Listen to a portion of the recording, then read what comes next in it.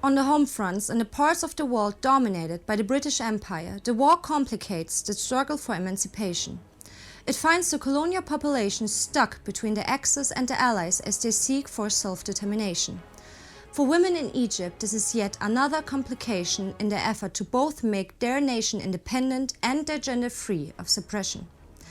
At the center of the struggle stands one woman, Huda Shaarawi.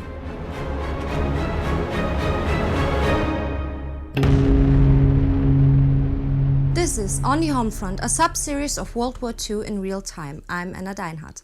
Today's episode is a bit more about politics than usual, but it is politics that is at the center of the Homefront in Egypt. In any case, if you have seen our Between Two Wars episode about the Egyptian revolution against the British colonial rule, you know that Egyptian women fought side by side with their men to win the right to self-rule. The revolution gives birth to a women's movement led by Huda Shaarawi, the wife of an important WW2 party member.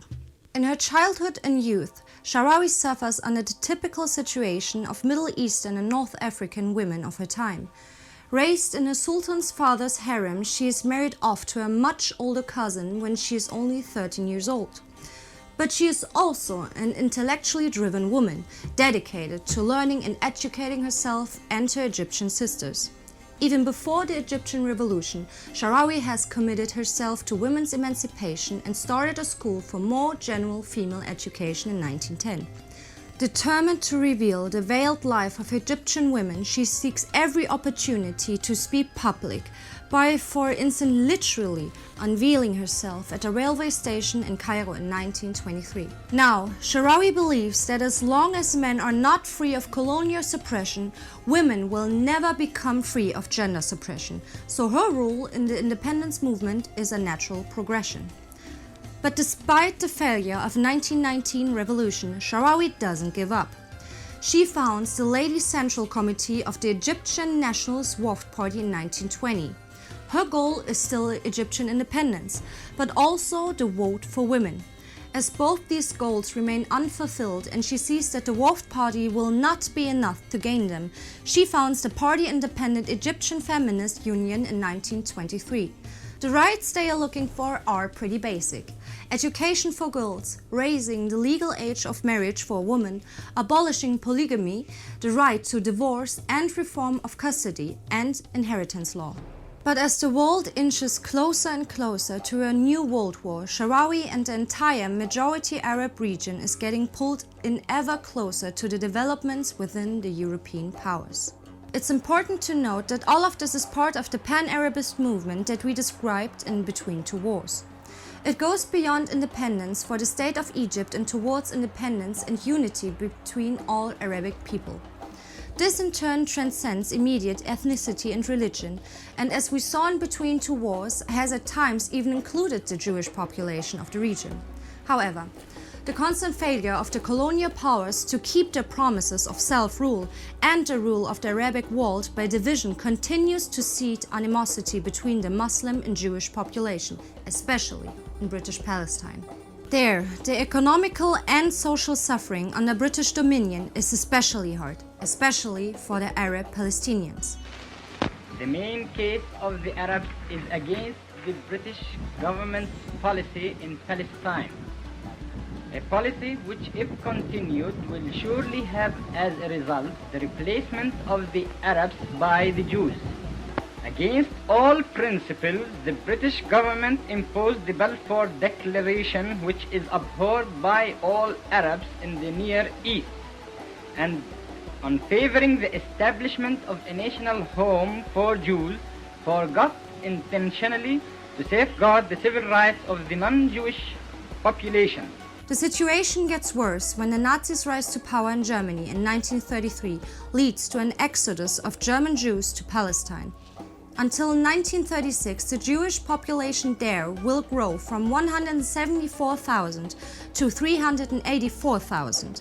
This happens while the situation of the Palestinian Arabs gets worse for unrelated reasons, fueling animosity between Arab Palestinians and Jewish population. By Shaarawi's own account, she is now pulled in three directions. Sympathy for the women in Germany that face a backlash to their rights, sympathy for the oppressed Jews in Europe, and sympathy for the Palestinians as they now feel pushed out by both the British and the immigrating Jewish population. She engages herself for all three causes, with articles in a magazine, L'Egyptienne, drawing parallels between the three plights and by actively engaging her feminist networks for the causes of refugees. But she and everyone else is sitting on a powder keg. The region is not immune to the zeitgeist of the 1930s. This includes an influence of European fascism, now seen as a viable alternative to colonialism, by some nationalist organizations like the paramilitary youth movement Misl al-Fatah, Young Egypt. Now, the suppression of the Arabs in Palestine under the supervision of Great Britain makes the Holy Land the perfect platform for Egyptian nationalists to become the defenders of Islamic and Arabic interests. In their self-understanding as Arabian and Egyptian nationalist women, so does the Egyptian Feminist Union. In 1936, violence escalates into the Arabian Revolution against the Jewish immigrants and the British Mandate, and Huda Shaarawi's attention is turned once again to Palestine. But with the recent developments, her tone is now significantly more unilateral and anti-Zionist. The Egyptian Feminist Union, in its sincere desire for universal peace, exhorts the British government to live up to its claim of championing the cause of the weak by putting an end to Jewish immigration to Palestine. By doing so, the British government divorces its policy of hesitation and ambiguity, which is still responsible for all the troubles in the Near East. Under increasing pressure to reform, at the end of 1936, the Anglo-Egyptian Treaty is signed and ratified, and Egypt is finally free of colonial rule, or so it might seem. The treaty is deceptive, with Great Britain maintaining military power in the country, and together with France retaining control of vital economic interests, such as the Suez Canal, the fastest trade route between Asia, the eastern half of Africa, and Europe. Shaarawi doesn't support the treaty and calls for a referendum for men and women alike on its ratification. It is to no avail, and it remains in place as a controversial issue in a world which draws ever closer to war. Shaarawi and the rest of Egyptians are torn between who to support to avoid being dragged into a war that they see as not being theirs. Great Britain to protect against Italian intervention, or the Italians to protect from British intervention. What follows for the next 3 years is a complex back and forth where two issues remain the same: British dominion and the issue of Palestine. The heavy-handed acts of the British authorities continue, like the arrest and deportation of the Palestinian Arab Higher Committee in 1937. The British policies only reinforces an already growing sentiment that the Muslim world is stuck in a growing conflict over which they have no influence. For instance, in 1938, a committee of Chinese Muslims reached out to Egypt for assistance against Japanese attacks. Despite thousands of miles of separation, they see more likelihood of protection from Egypt than their own countrymen in the Kuomintang in Chinese Communist. Shaarawi expressed these feelings of religion-driven solidarity in October 1938 at an international conference on Palestine. We are convinced that any noble-hearted and just person must share the suffering we felt for the martyrdom and the bloodshed of Palestine, and will not hesitate to respond to our appeal by extending their hand to help us in accomplishment of humanitarian duty.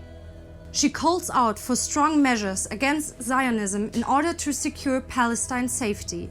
With her feminist movement at the forefront, the Egyptian government now stands up against the British colonial power to help the Palestinian Arabs.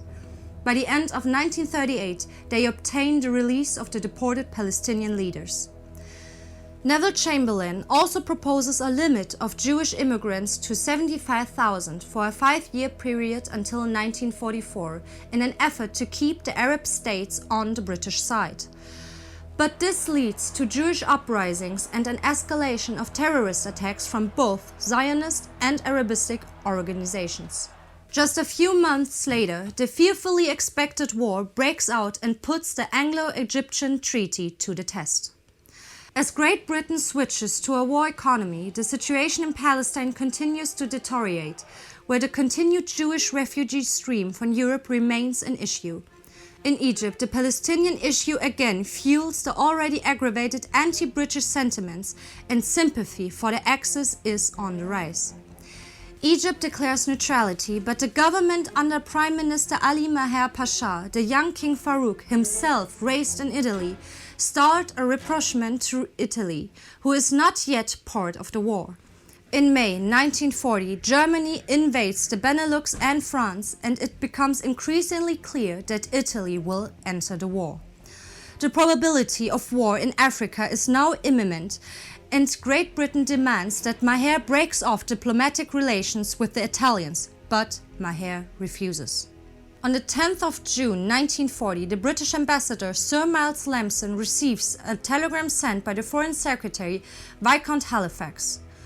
You will, I hope, leave King Farouk under no illusions that he must regard all suggestions of Egyptian neutrality as entirely misleading, inasmuch as we shall certainly have to make Egypt a basis of military operations. The king is left with the following choice by the British. Either dismiss Maher and appoint a British friendly minister that Lampson suggests, or abdicate. Shaarawi condemns the way that the Egyptian government and the monarch are being bullied by the British. Again, her protests and many others are to no avail. On June 28, 6 days after the fall of France, Farouk dismisses Maher's government. Soon, the war is raging in neighboring Libya and East Africa, and the British continuously increase the pressure on the government to bow to the treaty and foremost the British Empire's will. Any thoughts on gender emancipation or equal rights are being swept away by the tidal wave of war. Now, in 1941, German forces are soon going to be outside of Alexandria, not fighting Egypt but Great Britain and her allies. During the fighting there, 650 civilians will be killed by air raids. Overall, more than 300,000 people will have to leave their homes and face the troubles of a country at war. A worsening of living conditions, which drives the population even further into anti-British and anti-colonialist sentiments. The women's movement will continue to stand at the forefront of a patriotic response, doing their best to contribute to the people's and their nation's welfare. However, it will take until 1956, until all their efforts during almost 3 decades are acknowledged. Finally, they will then be granted the vote that the Constitution has promised to be theirs since 1922. And it is that year, 1956, that Egypt under President Gamal Abdel Nasser will challenge the British again by seizing control of the Suez Canal. When Great Britain, France and Israel defy the international community to conspire to go to war against Egypt over the canal, this will almost catapult the world into another world war. This is what we are currently covering in our Suez Crisis series. The first episode is here. Our struggle to keep our past alive is made possible by the Time Ghost Army, so become a part of the war effort and sign up on Patreon or timeghost.tv. Make sure to subscribe and ring that bell. And take care.